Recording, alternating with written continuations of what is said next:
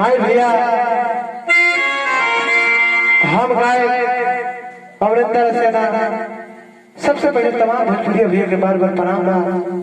हाय रोज रोज निवेदन बा कि हमारे गीत एक बार जरूर सुन, और यदि अच्छा लगे तो सब्सक्राइब लाइक जरूर कर दिया भैया। आए एगो रोज सुन बीच में एगो लड़ाई से सेवा भैया। आए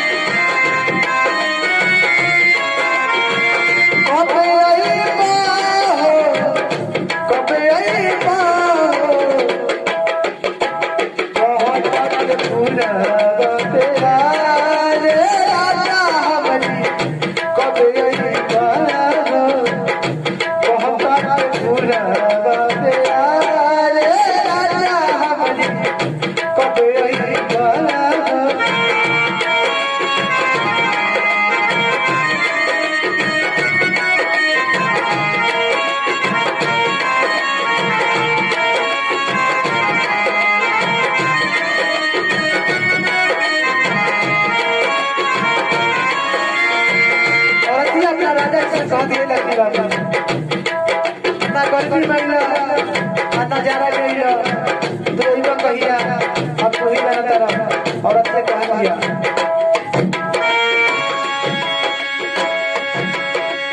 जाड़ा महिला गर्मी महिला